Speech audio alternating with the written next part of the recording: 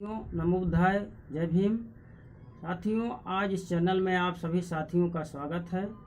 साथियों, आज इस चैनल में जो आप देख रहे हैं, हमने एक विषय बनाया है कि अनुच्छेद 340 क्या है, इसका क्या मतलब है, इसका अर्थ बताने के लिए ये जो है विषय बनाया गया है।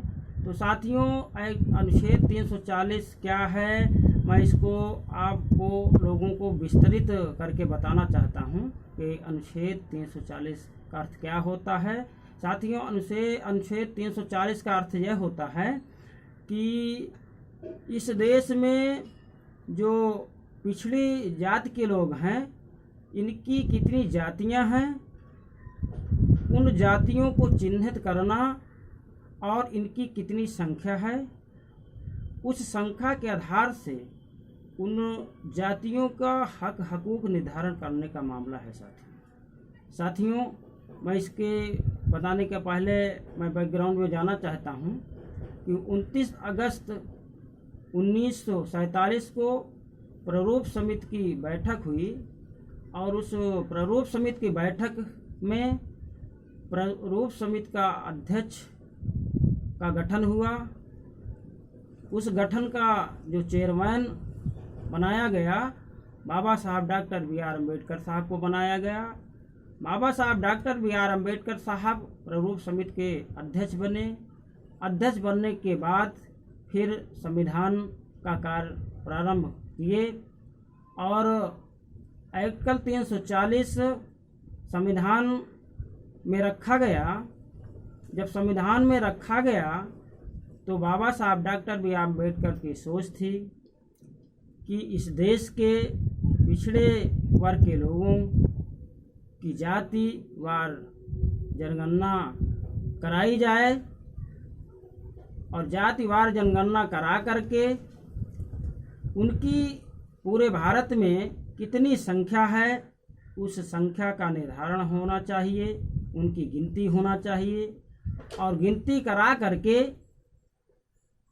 उन जातियों के जितना भी हक बनता है, अधिकार बनता है, उनको मुहैया कराया जाए। ऐसी बाबा साहब डॉक्टर बी.आर. अम्बेडकर साहब की सोच थी। यह कार्य को बाबा साहब डॉक्टर बी.आर. अम्बेडकर साहब ने बड़ा ईमानदारी के साथ किया और उस संविधान में एक्ट 340 डाला और उन्होंने डाल करके ये निर्धारित करना का काम किया कि आने वाले सरकार में जो राष्ट्रपति होगा, वह राष्ट्रपति एक आयोग का गठन करेगा और आयोग का गठन करने के बाद वो आयोग अपने कार्य में पूरे जो है देश का भ्रमण कराएगा। भ्रमण के आधार पर फिर जातिवार जनगणना होगी, गिनती होगी। जितने भी भारत में पिछड़े वर्ग के लोग जाति पाई जाएगी, उनमें कितने लोग हैं, उनकी गिनती होने के उपरांत फिर राष्ट्रपति के सामने उस रिपोर्ट को प्रस्तुत करेगी।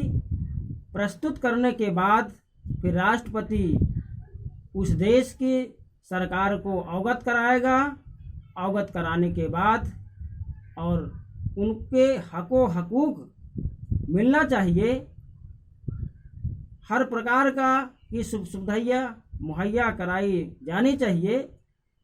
ऐसे सोच के मुताबिक राष्ट्रपति सरकार से पहल करेंगे। पहल होने के बाद फिर सरकार की एक जिम्मेदारी बनेगी कि वो सरकार उनको उतने प्रतिशत बजट बना करके उनके हको हकूक को पूरा किया जाएगा। परंतु उसी बीच में बाबा साहब डॉक्टर बी.आर. अम्बेडकर साहब जब इसको रखा, फिर 26 जनवरी 1950 को इस देश का संविधान लागू हुआ।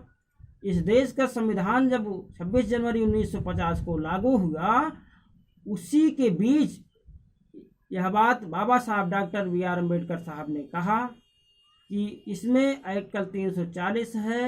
आर्टिकल 340 के अंतर्गत इस देश के जो पिछड़े वर्ग के लोग हैं उनकी जातिधारी जनगणना करा करके कितने प्रतिशत इनकी जातियां हैं इनकी गिनती करा करके इनको हक अधिकार दिलाने का काम कराया जाएगा।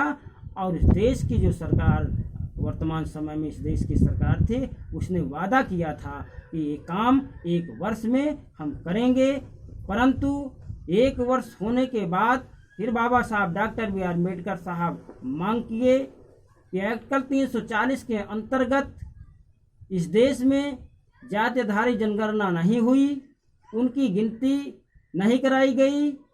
ऐसा क्यों? तो सरकार के पास जवाब नहीं था।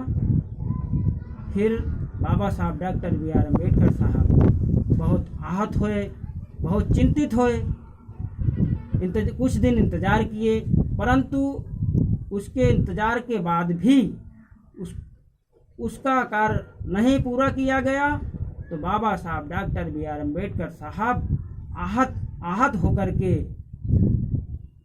10 अक्टूबर 1951 को भारत सरकार के मंत्री परिषद से, उस समय जो कि वो कानून मंत्री थे यानी विधि मंत्री थे, बाबा साहब डॉक्टर बी आर अम्बेडकर साहब ने इस्तीफा दे दिया।